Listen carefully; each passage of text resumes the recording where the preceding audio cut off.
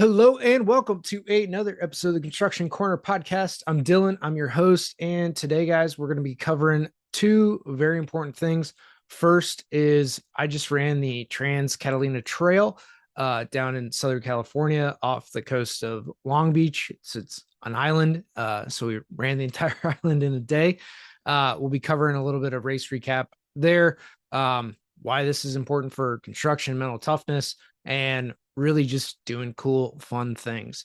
Second, we're going to be talking about just what you can do in your local communities to help engage folks in construction, kind of coalition. I'm looking to build and starting to build, and some of this just takes time. So those are going to be the two things that we're going to cover today in this episode. So without further ado, let's dive into kind of the race recap, if you will, for Catalina. Mainly, I do this to crystallize and memorialize an event, a hard thing that I ended up doing. And, it's just fun, right? So with a lot of this, racing, running, going to events is one, it's cool to talk about. Two, the more cool events you can do, the more kind of unique things that you do outside of your day-to-day norm. They're just super fun to talk about. So I've got, I'm actually looking at it in front of me is the Big Ass Calendar Club, or the Big Ass Calendar for 2025, and just all the events that I kind of have throughout the day. I'm on some boards, so I have like all my board meetings outlined that I have throughout the year, right? We have one a month. So outlining all those board meetings, I have fun things like going to some concerts, Catalina, and doing that trail race. My wife's like birthday weekend, my birthday weekend, another race that I'm doing, holidays in there when like some cool and interesting clients reach out to you and when that first meeting was. So all these things I kind of put onto the calendar, classes I'm teaching for ABC or other organizations that I'm teaching classes for. All that kind of gets put on the calendar, and really some of it's, post doing them, right? Memorializing them. Others are looking forward, right? So I can look at the calendar, see all my board meetings, see events I have, when races are, and really to get excited about those things coming up. So Catalina was one of these where I didn't have a necessarily a big event on the calendar. I wasn't quite ready to do another 100 miler or go after that. We'll see going into 2026. I have a race that I'd like redemption on, but for this is like looking for all the something fun, something to look forward to. And I think we don't do that enough, right? We have our projects, we have our grind. What are we doing this week?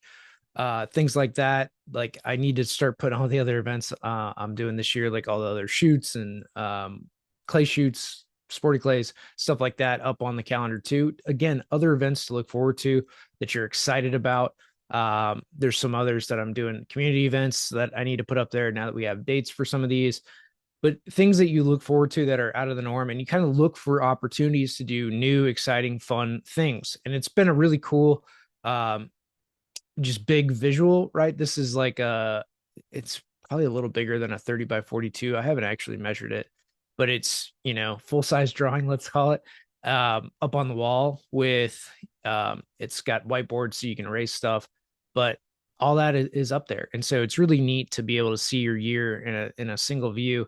But this was one of those events, the Catalina Trail, and I was talking to a buddy. He was trying to train for a 50 miler at the beginning of the year, had a experience where he went to try to run 20 miles on trails, and I think he stopped like 16. So 50 miles was like not in the books for him.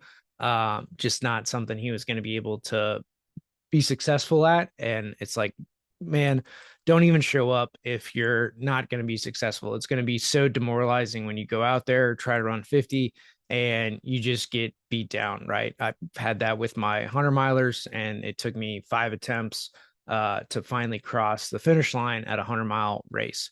So part of that was in hiring a coach, like I talked about on a previous episode, but getting the right people in your corner to help you get through the race. So I was like, hey man, we can go run 39 miles out at Catalina.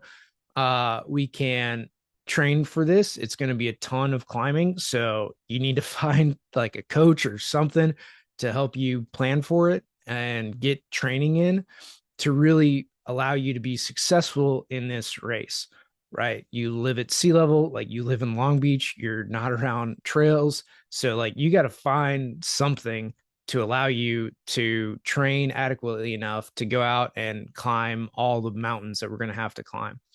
So, he did that. He didn't miss a single one. He got an elite level coach, and she really gave him an awesome plan. He stuck to it, and that's more important than anything else. Is while the plan may or may not be good, clearly it was good. We finished.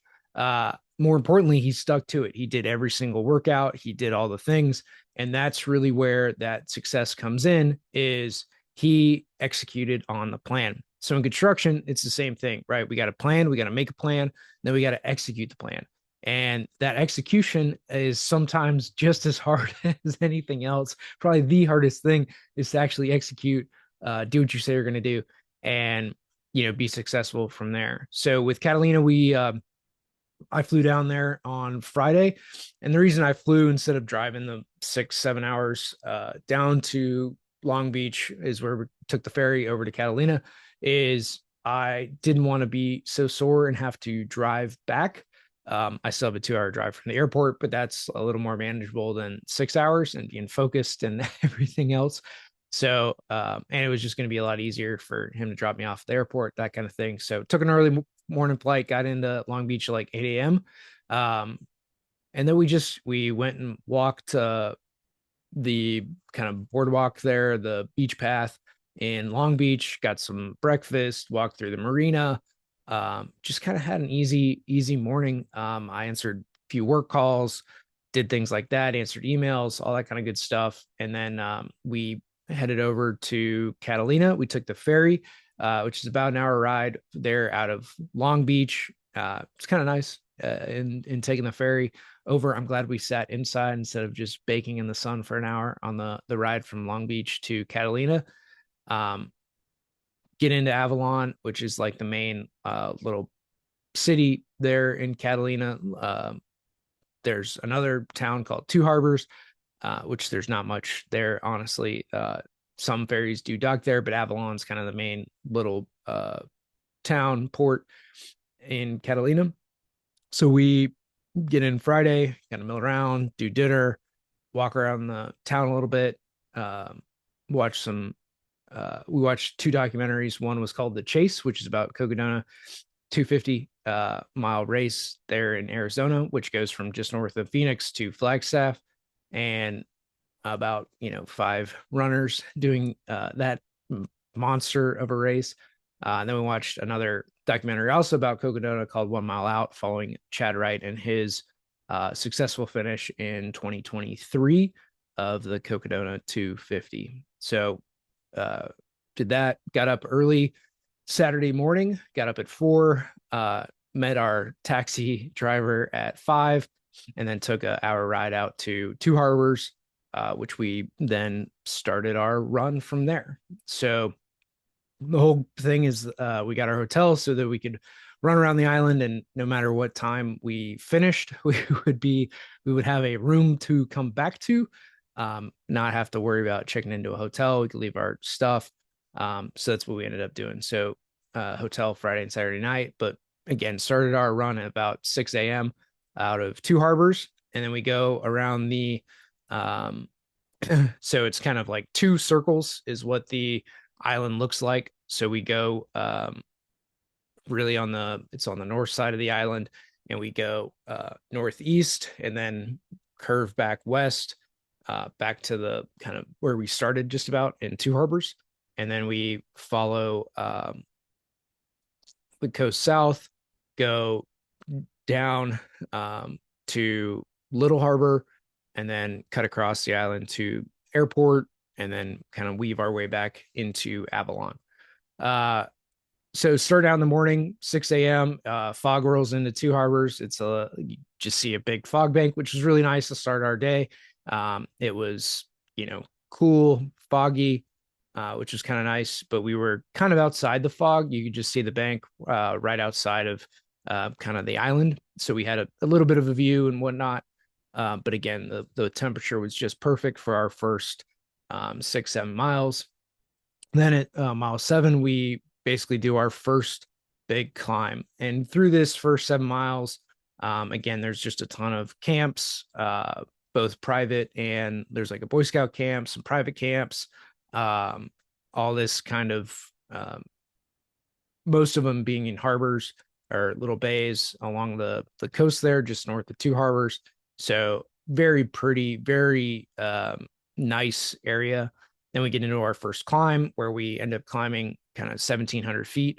This first little jaunt. I mean, these hills are so steep. They're somewhere between a 30 and 45-degree angle. I mean, pictures do not do these things justice. If you've ever seen pictures of anything super steep, they are just that, super steep.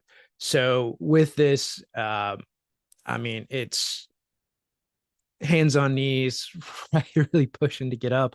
Um, just a tough climb for it's about 3 miles of climbing over that 1,700 feet that we gained. So I mean, just super, super steep stuff in little sections. It then, kind of levels out for 100 feet. Then you climb these big monster hills again.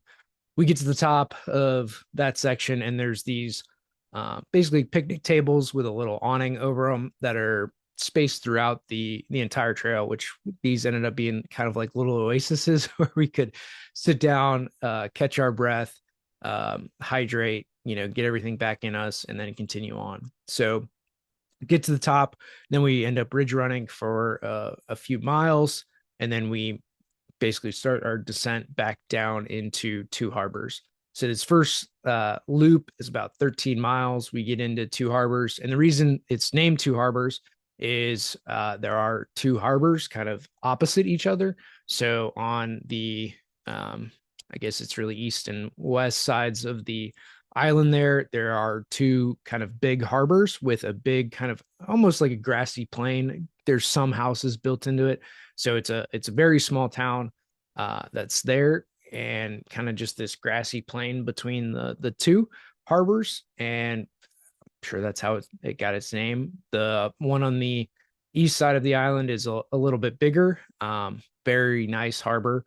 And there was actually an event space that they built. It looked like a sandbar out to, or a kind of bar out to, and that you could walk out and would have events and all that kind of stuff. So very cool deal. But we come off the mountains down into that, and the downhills hurt probably just as much as the uphills. Where uphills, you're really working those muscles. Downhills, you have all that pressure and pounding, against your knees, quads, everything else as you come down the hill. So we had these kind of massive ups, massive downs. Into town, we get some water at a little camp or a little picnic area, basically there in Two Harbors. So we refill all of our water and electrolytes and all that kind of good stuff. Um, then we head out. We got a couple more big climbs up out of Two Harbors, heading now towards Little Harbor is our kind of next destination. And again, big hill climbs. We're up on the ridges. The views of the island are just incredible. And we start to now pass people. They're, getting up and moving for the day. And as we're passing people, again, we just have like little camelbacks, backpacks on, right? And everybody else is they're backpacking this. So they've got 30, 40 pounds worth of gear that they're backpacking from, kind of each 5, 6, 10 mile stretch that they do each day to their next campgrounds. So they're carrying all their own gear, all their sleeping bags, all food, because they're going to be out there for a week or so. So when we're coming with these little backpacks, everyone's like, "Oh man, how are you doing this?" And it's like, "Well, I'm carrying like 5-ish, 10 pounds of gear, right? Most of it's water, and you're carrying, 30, 40 pounds of gear between, much larger backpack, uh, sleeping bags, tents, cooking gear, food, clothes, like all the stuff that you're carrying with you. Very different experience, right? So everyone's like kind of shocked that we're running this and doing it in a day, or at least attempting to at this point, right? We're 13 miles in, most of the, or 25-30% of the climbing is done at this point. So we kind of continue through and again keep meeting people. We get into Little Harbor, um, and we were super glad to find water. I was starting to get pretty low on water at this point, and from our last resupply, it's about 6 miles. But in that, it's starting to get hot. We're starting to get into the kind of heat of the day. At this point. So we're starting to be around, noon-ish. So it's starting to get hot. We're exposed, right? There's no tree canopy, um, nothing to protect us from the sun. We're just kind of out there.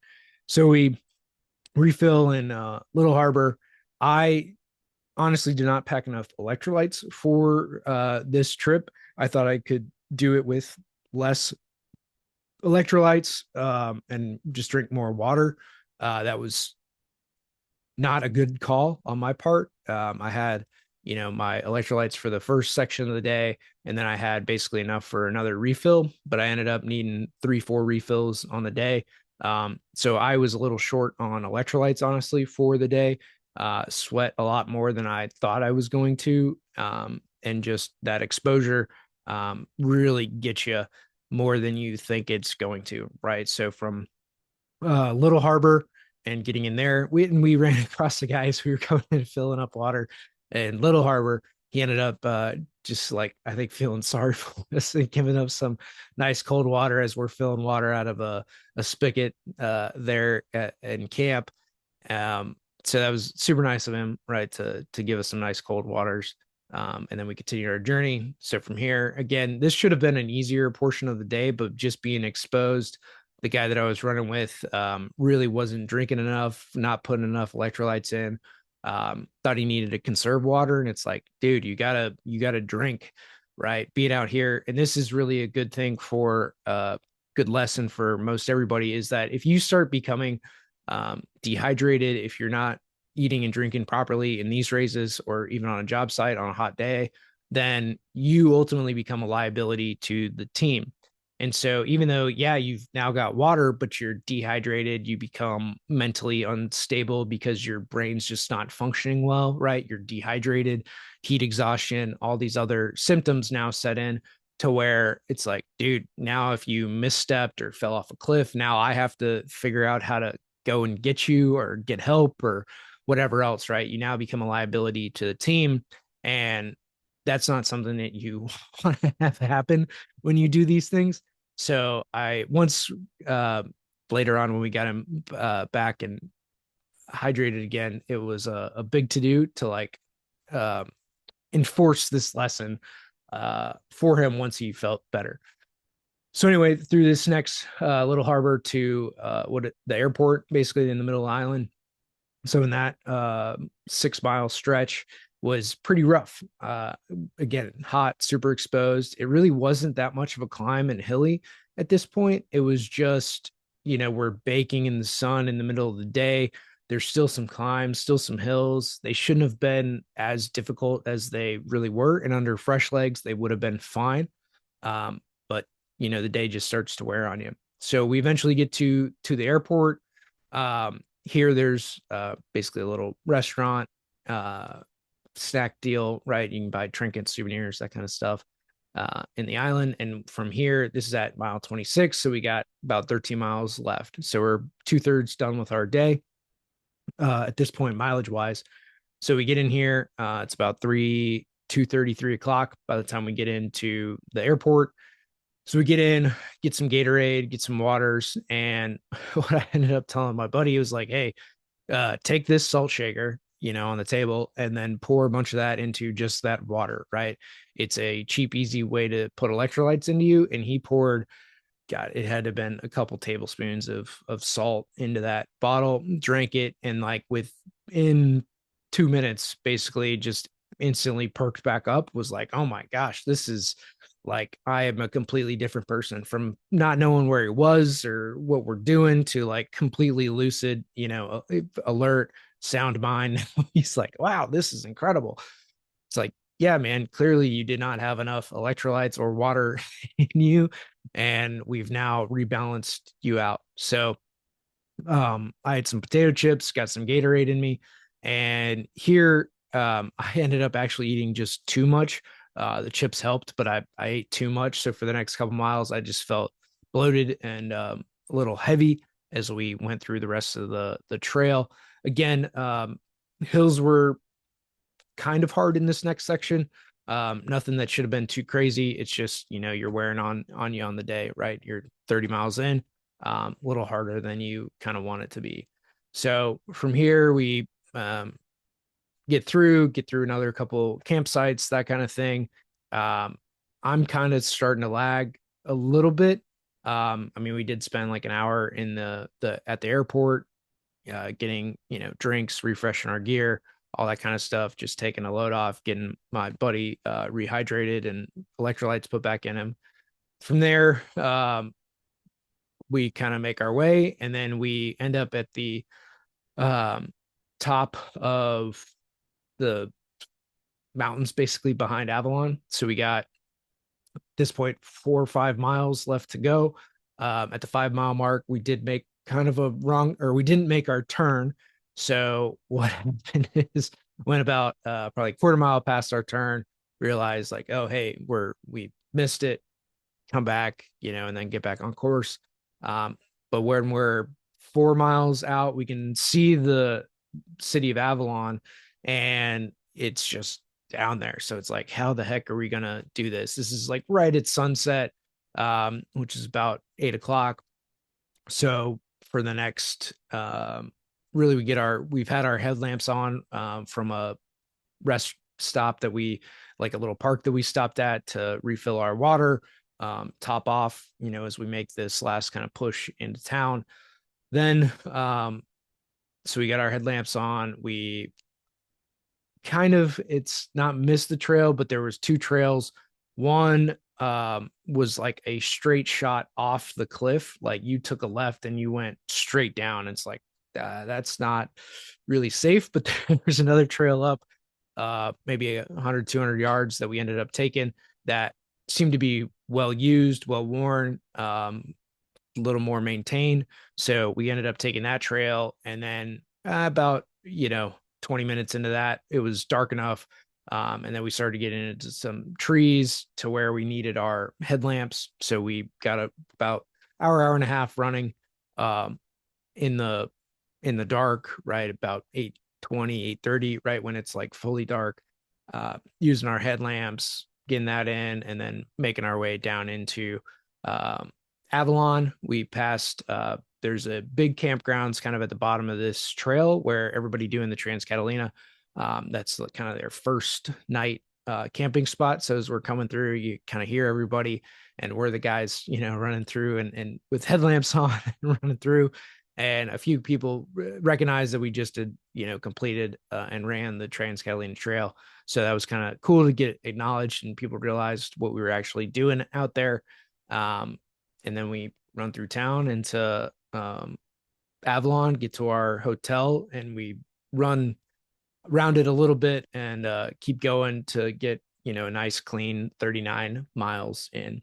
So it took us 14 hours and 39 minutes. We climbed 8,200 feet and descended 8,200 feet, or 8,000 feet on this trail. So very brutal, very steep course, and it was really fun. So for the guy that I ran it with, it was the longest time that he'd been on his feet for a race. It was the longest distance. We did a 50K last summer in Tahoe, and that climbed 4,000 feet. So this was double the altitude gain that he'd ever done. So it set a distance record for him, a time on feet record for him, a first time running with a headlamp for him, and longest distance, most climbed night, and longest time on feet. So he crossed off a ton of milestones in doing this race. And we put in perspective and watching like Cocodona, there's a 37-mile stretch that it climbs about 8,000 feet because Cocodona, over the 255 miles that they do, climbs about 40,000 feet. So, in perspective, right, we did the first section of that race within a day, and most of those guys were doing it like 9 hours. And here we are, 5.5 hours behind that time for a comparable um, distance, elevation gain, all that kind of stuff. So, and I think we spent probably like an hour and a half, 2 hours in like resting, and regaining our breath, aid station refills, that kind of thing. So, um, we had probably 12 hours of movement time, 11 hours of movement time in that. So again, a lot of resting, a ton of walking, hiking, and doing it. But it's amazing what you can accomplish and cover in a day, right? 39 miles, 8,000 feet of gain. We can cover that in a day. Was pretty incredible, honestly, to do. Friday we had a big day, and I flew across the state, right? From Sacramento down to Long Beach. We walked the boardwalk. We had breakfast. I took some business calls, did a little bit of work, right? Took the ferry out, went and walked around Avalon to see some stuff, dinner, movies. Then, next morning, taxi, um, go and run the island, had dinner, right? Grab some pizza afterwards and a beer. And, then Sunday morning, we got up, you know, uh, packed our stuff up, had breakfast, walked around town a little bit, stiff and, and sore and the like. Took the 11 o'clock ferry back to Long Beach, and then I flew out that afternoon and got home. So I mean, a huge weekend and over 3 days to travel, that type of distance, do that much stuff. Always amazes me in what you can accomplish in a very short period of time, which really leads me into so personally in our local community in putting together like a coalition for continuing technical education. There's been a bunch of groups here in my area that are looking to help foster this drive to get youth, high school students, some community college folks into the trades, right? Or technical education, right? So with that, there's a lot of these groups that have kind of the same initiative. And instead of working together, they're kind of working separately. So it's now my mission to bring all of these different organizations together. Some of that is by joining boards. Like I joined the Chamber of Commerce, attended the board meeting. I'm not on the board, but it's attending these events, getting involved in these types of organizations to help drive and foster collaboration amongst these groups. Like, hey, we have a common goal. Let's commonly work on this, and we can achieve so much more. And with ABC, they have a lot of the career and technical training. They have the apprenticeship programs. They have the curriculum to develop and train the workforce. And again, we can bring a lot of these resources to bear in our local community to make everything just so much better for everybody involved. So, what I would highly suggest in your local communities is one, sort of being a part of the trade associations. Two, in that, get involved in your local like Chamber of Commerce, go to the meetings, get involved, see what's going on. And, at first you might not have anything that's, maybe passionate about, or maybe you come with the passion.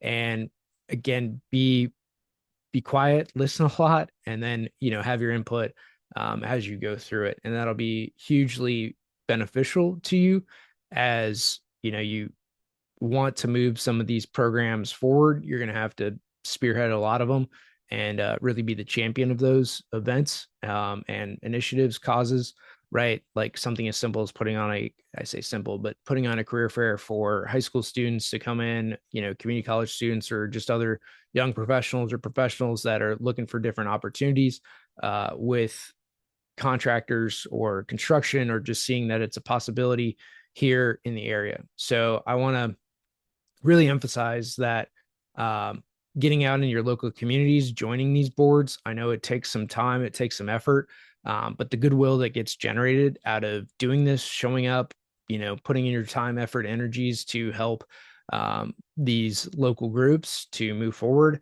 It really doesn't take that much money. It will take more time, but you'll end up having much greater impact in doing that and feel good about being connected to your local community, and the things that you can help really drive and push forward. So, and this was, things that I really saw in, from Catalina, right? The Catalina Conservancy and their efforts there on the island and pushing forward there, right? Super hyper local thing, and doing conservancy for the island. Same with really any other local community. Long Beach has a lot of their events and associations and things that are happening, right? Big concert venues, things like that with their public spaces. They're hosting the Olympics here in a few years as well. So that's another big effort, big development projects that they're looking to do, in bringing obviously the Olympics and that prestigious of an event to that community. So things like that are always, it's a hyper local thing, right? They have now a global platform and global thing that they're looking at, but at the same time, like it is a hyper local thing to be around and see. So wherever you live in whatever community you are, it might be something for your city, it might be something for your county, right? I'm more focused on our county, our adjacent counties, and how we can help them and bring people together. And again, just open their eyes to opportunities. More than anything, it's a communication education problem. So the more that we can help educate our youth and just show people what's possible, like running these races, it's just showing people what is possible, what the human body can do, what you're capable of, and you're capable of so much more. So that's again here at the local level and showing people that, hey, like you can go and make really good money working in the trades. You can become an architect or an engineer. You can be a project manager. You can do this technology stuff in BIM, right? So there's so much opportunities within all these companies, all these different avenues. But most people, they just don't even know. It's not taught to them. It's not explained to them. So it's our job to really help educate and inform the youth that these are opportunities, these are good careers that you can have, put yourself through without incurring a ton of debt to go into, especially in the trades, in the construction industry. So those are my two big topics, guys, that are very recent, very top of mind for me. One is in doing the race, very hard, technically challenging race. We self-supported, so there were no aid stations. It was just, hey, we came upon a hose and a faucet, and that's how we got water. And then the other was, hey, do more stuff locally, right? Sponsor the kids soccer teams. We're sponsoring jerseys for them. Get involved in your trade associations. Show up to events. Become involved. Become an advocate. It's gonna help you in so many ways to really give back and show that you're doing things, that you're supporting your community, and really driving a lot of just assistance within the construction community, that you're involved, active, and that goes a really, really long way. So, guys, get involved, be an advocate for the trades, an advocate for construction, and it's going to help you in so many ways. So, that is this episode of the Construction Corner podcast. Until next time.